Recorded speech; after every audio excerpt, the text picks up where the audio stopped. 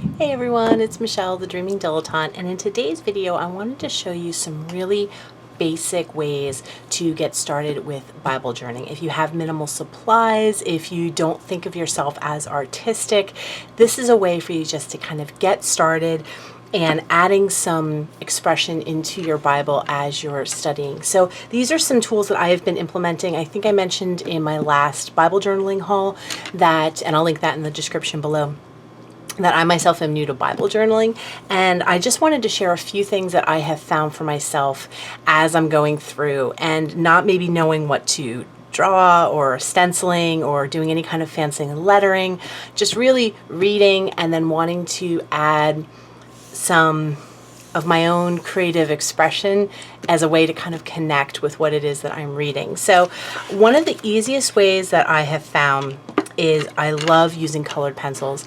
I've tried lots of different highlighters and different things over time, but for me, I've just really enjoyed using the colored pencil as a way to highlight text. So you can highlight, and they don't go through, which is what I love about it. So I'm just going to bring you in a little bit closer here.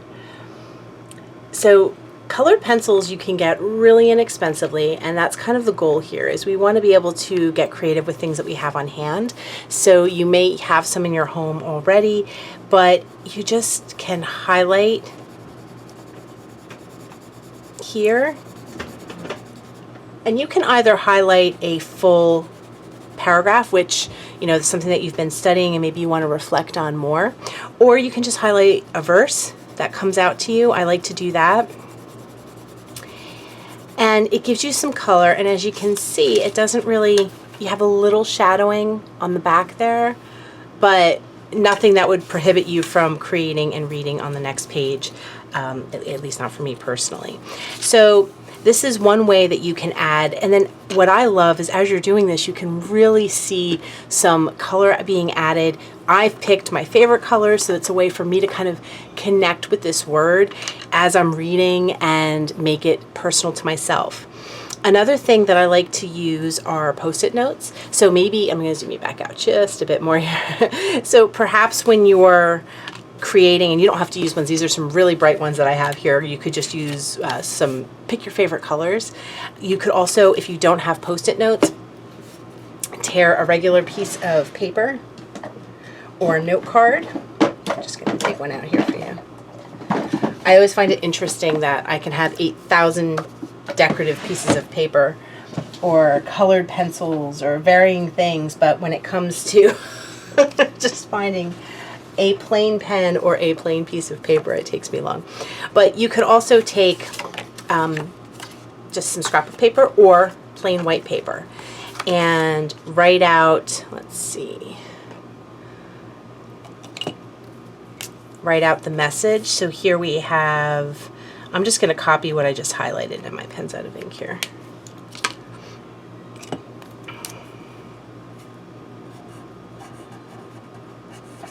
And I'm using my own handwriting.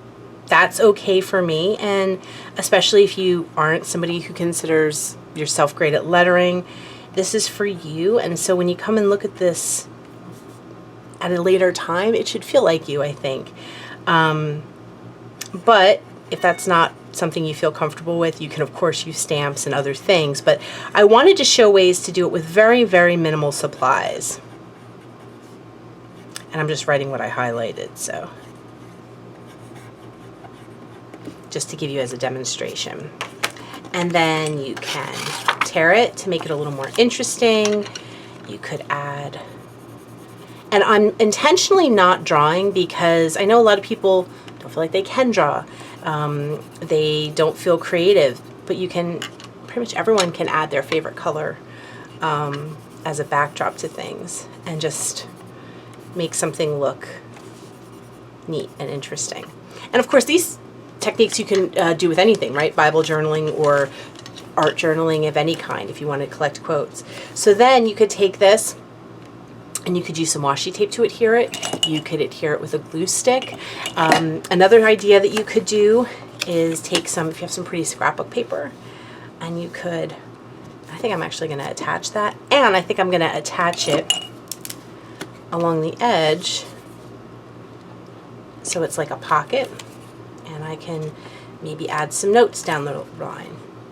And right now, I'm not studying this. I haven't studied this particular book right now. This is just one I opened up to. I haven't started working in this new Bible that I picked up yet. I've been using my one at home, but I wanted to give you some ideas in this one. So let me just zoom back out a little bit more. And you can see how now I've added a little bit of color here. And I could stick in, let's see, what could I put in here? A little note card for later. So you can come in, and if you're going to be studying a certain chapter, maybe with your Bible study group, or if you're going to be studying something yourself and you want to set yourself up for the week, you could do something like this. Another thing that, and have it all ready to go, so you could have some of your favorite paper in here. You know, have a couple sheets for taking notes or writing down thoughts that you may have and you want to add. One of the other things I love doing is using washi tape. And what I've been doing is I've been adding it to the edges as I'm reading. So the book that I'm currently working on, I'll add a little washi. Now, you don't need 800 rolls of washi. You can use one roll of washi. And the only thing I will tell you is that this looks really cute. If you're somebody who doesn't like your pages getting a little crinkly, you may be able to do it if you're a little more precise than me, but I did notice that, one, you have to be careful, so I always check the page numbers like 701 to 702 so that I'm not gluing a couple pages together. And then I just fold this over and crease it down. But inevitably, it's not perfect for me, and so my pages sometimes get a little crinkly. That one actually didn't turn out too bad. And then what I'll do is, after I've read, and you could cut your washi, I just tear it, I will put a little flag at the top. And again, this is just to make it feel like me. It gives it a little more personality, makes me feel a little more connected to the word that I'm reading, and it just makes me feel more involved in my studying. And now I have a little mark here, and then I'm going to mark every page, and so you're going to have tons of flags up at the top. The other thing I like to do, whatever book I'm currently reading, I will add a paper clip, and I have a couple of homemade ones that I have done that I've been using at home, and I will just put a paper clip there. This one's a little big because this is a mini journal, but just to give you an example. And then this is the one I'm working on.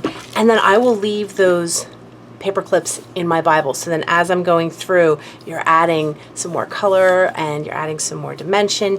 And of course, this will be to your aesthetic. So whatever kind of colors and things that you like to use. So those are just a few simple ones. Now, if you don't have washi tape, you can use a little masking tape here. I'm just going to show you a quick little way to jazz up some washi tape. And I'm going to be really simple because we want this to be something everyone can do, right? So I'm going to add some hearts. And you could use markers for this. They would probably show up a little brighter if you wanted. Let me grab some markers here.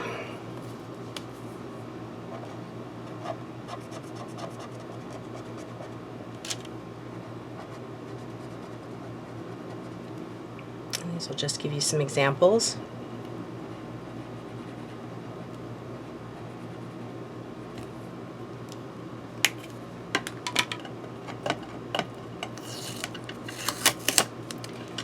And you can take this and find maybe a spot in your Bible. Sometimes they have fairly blank page on one side, like the one I just used for the pocket. Let's see if I can find one now. I just saw one. Yeah. And you can just add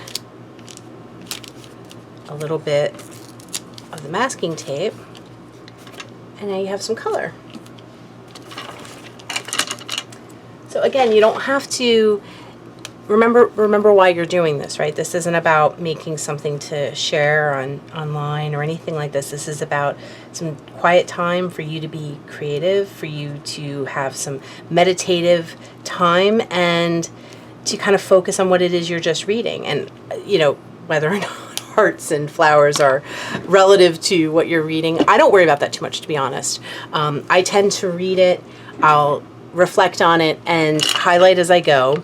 And then if I feel like I want to add a decorative element like this, or a sticker, I wait to kind of feel like that's something I want to add, and then I just let that come out as need be. But this is just something I wanted to show you. So even if you don't have washi tape, don't feel you have to go out and buy a bunch of washi tape to decorate and start getting into Bible journaling. So this is just a few simple ideas that I wanted to give you in case you're just getting started. Maybe you don't have a ton of supplies. This is an easy way, grab your kids' colored pencils if you have them, or an inexpensive pack. You can get these usually for just a few dollars if you don't have any. And the nice thing about them is they won't bleed through. So you don't have to go buy a bunch of expensive highlighters or special pens and things, which are all great. We love them. But you can just as easily take notes with this and write, and then you don't have to worry about it going through on the other side. So colored pencils are kind of like my favorite, especially these because they're soft and muted, so they've been really, really good, but I've used other ones as well. I have a little Crayola set that my kids got in a toy that I keep with all of my Bible journaling in my little Bible journaling bag at home, and they have all the primary colors, and it works just as well too. So lots of fun things. I hope you enjoyed this. If you have any questions, please put them in the comments below, and I'll do my best to try to answer them or offer you some suggestions or alternatives if you don't have what I'm using here. But that's it for now. I want to thank you so much for watching, and I will see you again next time.